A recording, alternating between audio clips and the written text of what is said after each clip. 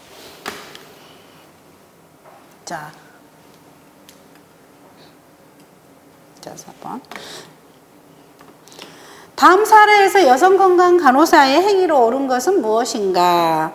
자, 70대 여성 노인이 자궁경부암으로 인해서 질식, 자궁절제술을 하려고 한다. 가족들은 환자가 수술을 받지 않겠다고 할 것 같아서 큰 딸이 어때요? 동의서에 서명하고 환자에게서는 수술에 대해서 정확하게 설명하지 않은 상황이다. 이거 어떻게 해야 되냐? 그죠? 그럼 이걸 어떻게 해야 돼요? 환자에 대해서 정확하게 설명하지 않았대요. 이거는 환자 자신의 결정권이 지금 아직 안 돼 있는 거잖아요. 여기서 가장 중요한 건 뭐예요? 의사가 결정한다, 상황의 추이를 본다, 가족이 모르게 정확한 사실 알려준다. 이거 다 안 맞잖아요. 제일 중요한 건 환자 자신이 자기 결정권을 갖도록 가족과 의사를 설득한다가 정답이겠죠, 여러분요. 자.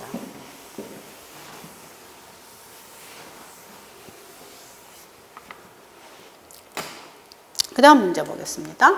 다음은 성건강 문제가 있는 여성을 사정하는 간호사의 질문으로 옳은 것은? 성건강 문제가 있는 여성한테 질문을 할 때는 개방적인 질문을 해야 돼요. 개방적 질문은 자기 스스로가 또 질문을 스스로가 어때요? 나 항상 질문할 수 있는 그런 분위기를 만들어줘야 된다는 거죠. 그래서 첫 번째 여기에 보면은 당신의 성건강 문제에서 어렵게 생각한 이유가 있습니까? 당신의 성건강 문제에 대해서 어렵게 생각한 이유는 무엇입니까? 하고 이렇게 물어보는 게 어려운 그 문제를 스스로가 말할 수 있는 분위기를 만들어주는 거라고 할 수가 있겠죠. 그래서 성건강 문제가 있는 여성일 때는 개방적인 질문을 하라 하는 것들 기억해 주시면 되고요. 자, 그 다음 문제 보겠습니다. 6번 문제. 자, 13세 사춘기 여학생이 초경을 경험하고 불안해하고 있다. 당황스러워할 때 이때 어떻게 설명을 해줘야 되는 것인가? 뭐 이러다 불안하다고 갑자기 약을 갖다가 주는 건 아니죠. 처방하는 건 안 맞죠. 여성의 정상 발달이므로 축하해 주는 게 맞겠죠. 정상이잖아요. 그렇죠? 그 다음에 세 번째는 초경이 시작하면 후에 시작 전에 성교육을 하는 게 좋아요. 초경 시 여성의 감정을 숨기가 아니라 스스로가 말을 할 수 있도록 도와주셔야 돼요.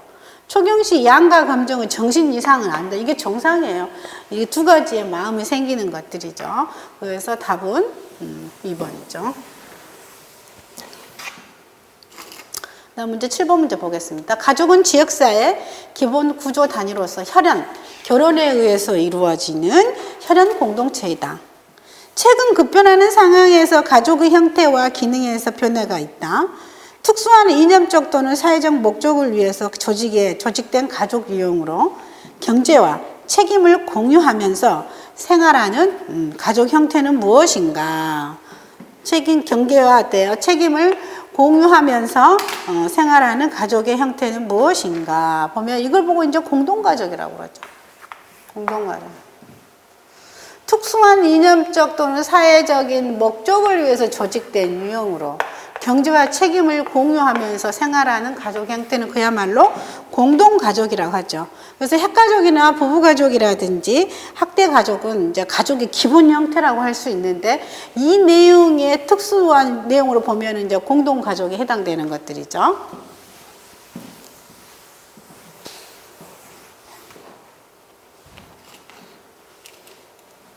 자, 8번 문제 보겠습니다. 여성의 피임 방법에 대한 설명이다. 이 피임 방법은 수술 다음 날부터 활동이 가능하며 마취 후 배꼽 아래 복부에 작은 절개를 하면서 수술이 진행된다. 성생활에 장애를 주지 않으면서 피임할 수 있는 방법은 여성이 하니까 당연히 여기서 뭐예요? 난간 절제술인데, 난간 절제술은 수술 전날에 이제 금식을 이제 하거나 금식하고 집에서 금식하고 오셔가지고 수술 당일날 입원을 합니다. 그거에 따라서 이제 20분 정도의 수술이 시간이 걸리고요.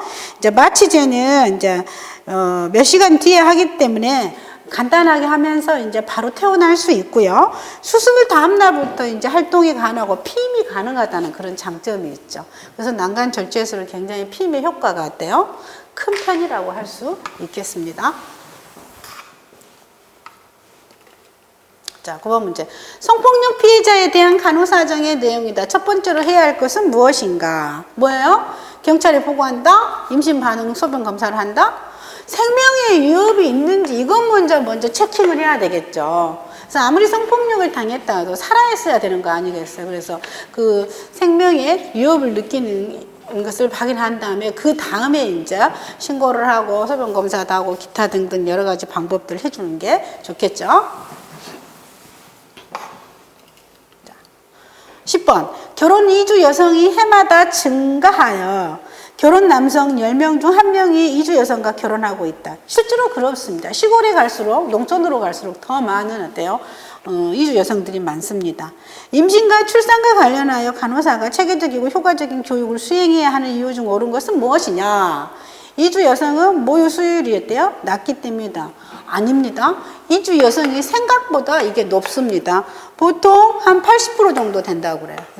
그럼 도리어 우리나라의 한국의 여성들이 이게 더 어때요? 58%밖에 되지 않는다고 해요. 그래서 이주 여성이 더 어때요? 모유 수율이 더 높아요. 두 번째, 이주 여성은 산전 관리를 받는 비율이 50% 정도? 아니에요. 국가가 지원하고 더 청정이 되는 거의 90% 이상이었대요. 산전 관리를 많이 받는다고 합니다. 어디에서? 병원이나 보건소에서. 왜 교수님이 전에 이제 산모를 대상으로 다문화 가정에 이제 산모를 대상으로 교육을 한 적이 있었는데요. 이제 어떻게 하면 건강한 아이를 출산하고 출산 후에 어떠한 여성의 건강을 지킬 것인가 했더니 여성의 나이들이 보통 20세부터 40세까지 있었어요. 그 남편과의 연령의 차이는 상당히 갭이 있었죠. 그러나 이런 교육이 있으면 굉장히 적극적으로 와서 교육을 듣고 어떻게 하면 아이를 잘 양육할 수 있는가. 특히 음식에 관한 거. 살이 너무 찐다는 거죠. 한국 음식 많이 먹다 보니까. 그래서 살이 어떻게 하면 체중을 감소시키고 어떤 음식이 좋은지를 많은 질문들을 하던 그런 기회가 있었습니다. 그래서 내가 그걸 보고 아하 이게 산전관리하는 비율이 상당히 높구나 하는 걸 알게 되었죠. 그다음 세 번째, 이주 여성은 학대 가족이 많아서 가족의 육아 부담이 크다. 지금은 이제 학대 가족이 굉장히 줄었죠. 이것보다. 그 다음에 이주 여성은 평균 연령이 낮아요. 높은 편은 아니죠. 연령이 낮은데 고위험 임신으로 합병증이 증가하기 때문이다. 낮지만은 관리가 안 되면 고위험 임신이 되는 거죠. 이거를 예방하기 위해서 이러한 병원이나 보건소를 자꾸 찾아가니까 이것도 굉장히 많은 편이 아니라고 봐야 되겠죠. 그 다음에 이주 여성은 임신 관리에 대한 기본적인 지식과 관리 능력이 부족하기 때문에 이게 이제 문제가 교육을 수행해야 돼요. 왜냐하면 이 언어의 장벽이 있기 때문에 이거에 대해서 더 교육을 해주는 게 훨씬 도움이 되겠죠.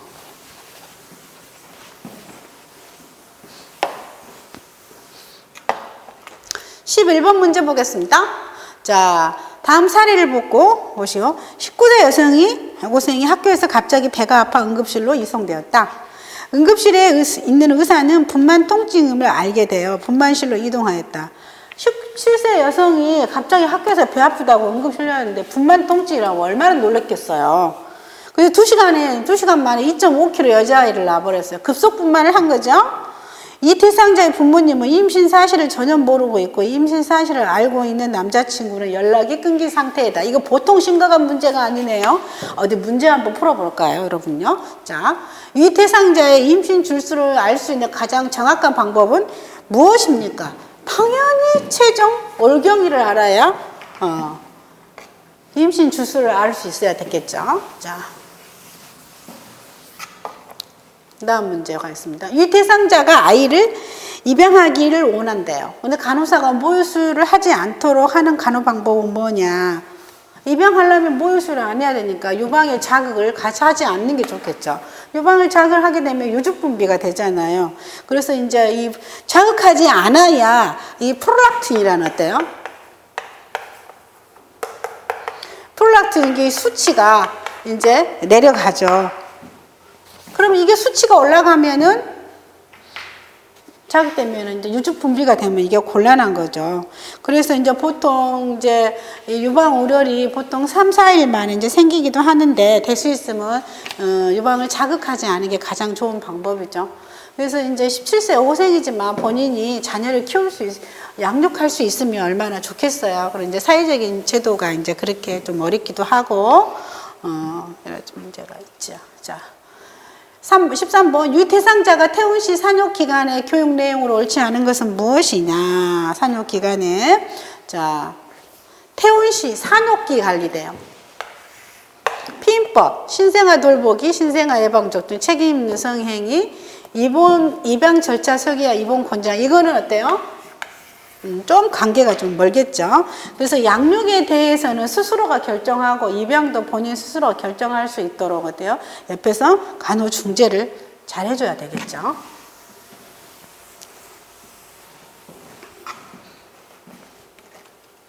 자, 사례형 문제 보겠습니다. 자, 30세 여성이 저녁 10시쯤 집으로 가는 중에 계안을 만나 성폭력을 당하였다. 지나가는 사람이 전화신고로 경찰이 와서 응급실로 이송되었다. 응급실의 의료인의 건강사정 결과 얼굴, 팔다리에 어때요? 타박상과 해음부에 어때요? 타박상과 열상이 있었다. 야, 이것도 별로 좋지 않은 일이네요. 자, 문제 풀어보겠습니다. 이 대상자에게 응급실에서 해줘야 할 간호중재로 옳은 것은 무엇이냐?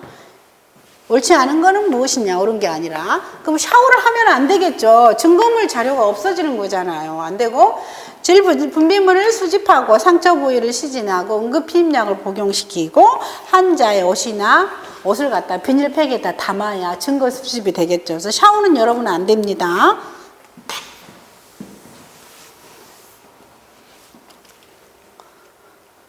자, 이 대상자를 사정한 결과 심한 두려움으로 어때요? 느끼고 있고. 자, 문제 15번으로 다시 돌아가겠습니다. 자, 유태상자에 대한 간호사정 내용이다. 본인의 동의를 받지 않아도 되는 것은 무엇인가? 여기서 본인의 대정으로 받지 않는 것은 무엇인가? 뭐 경찰에다가 신고하는 거는 본인의 동의 없이도 우리가 신고를 해줄 수 있어요. 지나가던 사람도 해줄 수 있는 거죠. 그러나 이런 것들은 이제 본인에 대한 동의가 조금 있어야 되겠죠. 그래서 여러분은 법적인 문제도 이거는 알아두셔야 됩니다.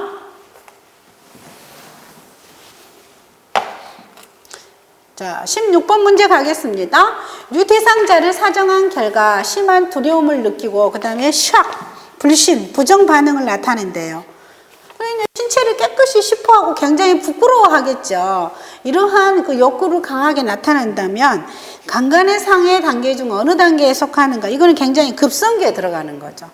급성기. 견디질 못해. 굉장히 고통스러워하잖아. 근데 그래서 이때 이제 굉장히 관리를 잘못하면 이제 최악의 이제 문제는 뭐 자살까지 시도하는 그런 사례도 생기겠죠. 그다음에 이제 두 번째 단계는 이제 침묵다. 여기가 1단계라면 여기 침묵이 이제 2단계로 하는데 2단계에서는 이제 성폭력에 대해서 자기 스스로가 이제 언급하기 싫어하고 입 다물고 전혀 말을 안 하는 그런 상태. 그 다음에 세 번째 단계는 이제 재조직 단계라고 할 수 있겠죠. 이때는 이제 부인과 아니야 그거를 누르는 거, 그리고 감정을 누르는 것이 조금 이제 사라지는 그런 시기가 되죠. 그 다음에 네 번째는 이제 통합과 회복기. 그래서 이제 인정하고 그걸 받아요. 그래, 내가 성폭력을 당했어. 그래서 내가 살아야 되니까 나는 어떻게 해야 돼? 타인에게 이제 믿게 되는 시기, 타인을 또 믿어야지 돼요. 그래서 남성은 보면 두려워했던 것을 이제 조금 받아들이니까 인정하고 자기가 또 거기에 대한 대처 능력도 생기고 이제 또 다른 성폭력을 타는 사람을 도와주기도 합니다. 그 다음에 이제 5번째는 밖에 나가서 이제 일부 적응도 잘하면서 직장 생활도 잘하면서 좋은 결과를 나올 수가 있겠죠. 그러나 16번에 관한 문제는 어때요? 급성기에 해당되는 문제죠. 자, 17번 문제죠. 다음 대상자에게 임신 조절 방법으로 옳은 것은 무엇인가? 38세 기혼 여성의 상가력은 G5, 이건 총 임신 횟수죠. T는 뭐예요, 여러분요? 반사, 풀텀. 개월수를 다 채워서 낳냐 하는 거. 그 5번의 임신과 3번의 어때요? 정상 분만을 했고, 프리매처, P는 어때요? 조산이죠. 조산은 없었고, A는 어버션, 유산은 2번 했었고, 지금 현재 살아있는 아이가 몇 명이냐? 지금 3명이에요. 그래서 올경력은 규칙적이고 28에서 30일 간격인 거죠. 출산 조절을 피임 방법에 대해서 간호사한테 요청을 했어. 간호사는 이 여성에게 임신 조절 방법에 대한 정보를 제공한다고 한다. 어떻게 했으면 좋을까요? 자, 살정제는 성교 1시간 전에 어때요? 삽입한다. 성교 1시간 전에 삽입한다. 이거 어때요? 맞네요. 그러죠? 그 다음에 자궁내 장치 삽입은 10년간 피임 효과를 가진다. 10년간 피임 효과. 그래서 너무 이제 이거는 길기 때문에 이런 경우에는 이제 출산 후에 해볼 내용이겠죠. 출산 후에. 그 다음에 콘돔은 공기를 약간 넣어야 질에 어때요? 삽입한다. 공기를 넣지 않아야 돼요. 공기 넣지 않아야 제대로 밀착이 착 돼야 되겠죠. 그 다음에 경부 캡은 성관계 후 2시간 동안 그대로 두는 게 아니라 경부에 이제 캡은 2시간 아니라 한 6시간 정도. 그다음 피하 이식제는 3년간 피임 효과가 있고 제교 후 바로 어때요? 임신이 가능한. 네, 맞는 내용이죠. 그래서 이거는 답은 어때요? 1번과 5번이 답이 두 개죠. 그래서 살정제는 성교 1시간 전에 투입하는 것도 이제 괜찮았죠. 자, 이렇게 해서 답은 1번과 5번이 되겠습니다.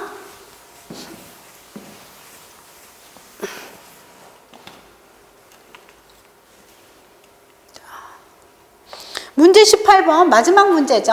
자, 이것도 사례형 문제인데요. 30세 기혼 여성으로 임신 10주에 산부인과에서 치료적 유산을 위해 진공 어때요? 자궁 소파술을 시행하였다. 산부인과에서 진공 자궁 소파술을 시행하였다. 이 일이 지난 후에 냄새가 나. 이 일이 지난 후 냄새가 나는 질 분비물이 있어서 병원을 재방문해서 혈액 검사를 하였는데 어때요? 2,500유니트 정도 나왔어요. 소변 검사에서 세균이 검출이 된 거죠. 이런 경우에 문제는 뭘까요, 여러분요? 그래서 가만히 들여다보면은 이 WBC가 이제 25만이나 된 거죠. 이거의 정상 수치는 얼마예요?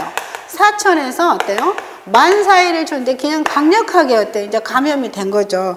따라서 이제 여기에 진공 어때요? 소파술 한 후에 소파술과 관련된 감염의 위험성이라고 금방 어때요? 찾아낼 수 있겠죠? 자, 이러한 내용들을 보고 이 잠깐 오타가 나와 있는 것을 수정해서 여러분 올려드리겠습니다. 자, 이렇게 보니까 1단원에 관한 여성 건강에 관한 이제 문제 해봤는데 큰 카테고리는 이제 여성의 문제가 나 자신의 문제만 아니라는 것들이죠. 그래서 이제 사회적으로나 심리적으로, 신체적으로 전부 이제 사회 전체 가족과 관계되는 연계가 되어 있기 때문에 여성의 내 문제에 대해서 자기 스스로가 인식하고 자기가 해결할 수 있는 그런 능력들을 지녀보자 하는 내용들이 이번에 그 여성 건강에 대한 내용으로 많이 집중되어 있는 것 같습니다. 이 시간에 1강의 수업은 여기까지 이제 마치고 여러분 늘 얘기하지만은 반복하는 학습 굉장히 좋은 결과를 낳습니다. 그래서 오늘 수업을 들은 후에도 반복해서 이러한 내용들을 내거화 시키는 것들이 굉장히 어때요? 관심을 가지고 노력하시기 바랍니다. 자, 그래서 오늘 수업은 여기까지 하시고 여러분 자, 다음 시간에 또 한번 만나보도록 하겠습니다.